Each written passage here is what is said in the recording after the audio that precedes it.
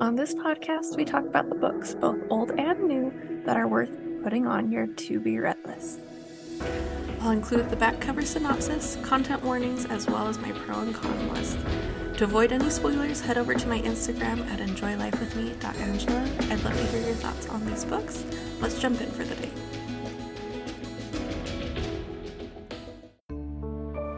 Today we're going to be talking about the Cupid Chronicles by Courtney Walsh, which is the second book in the Only Magic in the Buildings multi-author series.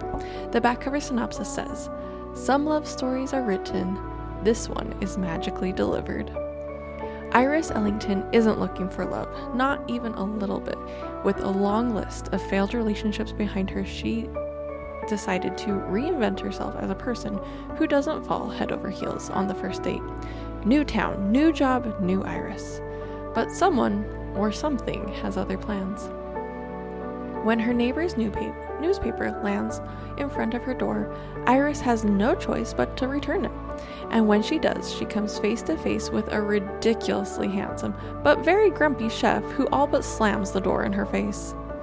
Mateo Morgan just wants to be left alone.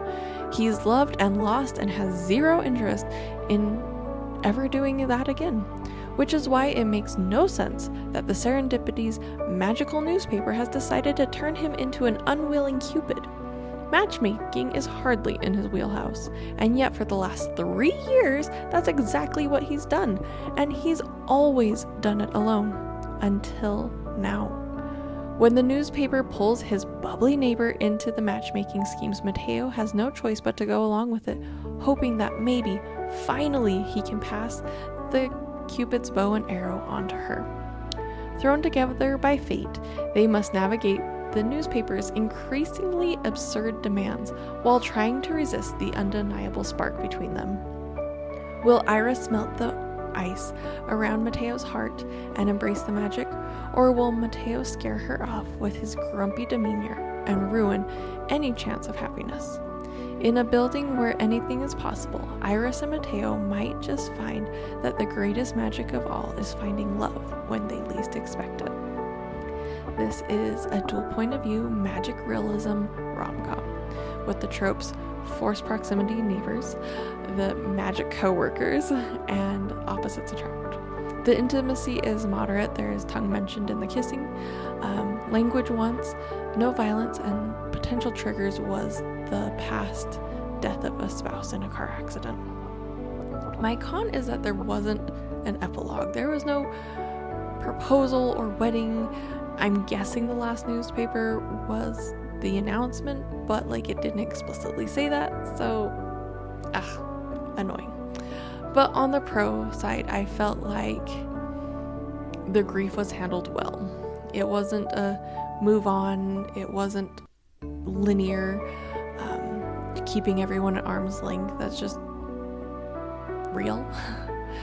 I also loved that the found family was not going to give up. They stayed even when Mateo was prickly or Iris was a lot. They let people be themselves, and then they were there for it no matter what.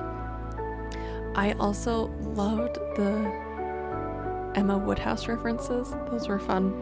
I don't know if anyone else would get them if you aren't as serious about reading. I loved that they used cute nicknames instead of endearments. I always hate when they're called baby or babe or whatever. They had Chef Krabby Patty or Chef Cupid or the Pop-Tart Princess, and those are just cute, funny, they mean something. It's a way to connect, so I love that. Also, it was funny when they said, "You wouldn't stop knocking. Psh, I never let facts get in the way of my point." So there was a lot of humor to balance the fact that they were dealing with grief.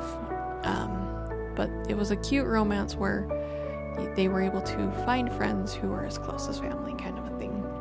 It was a very cute continuation of this series. So if you'll jump over to my social media accounts, enjoylifewithme.angela, I will have the clickable link tree in the show notes so you can share your thoughts with me after you've read it and tell me what you think the best part is. As always, I'll talk to you soon. Happy reading.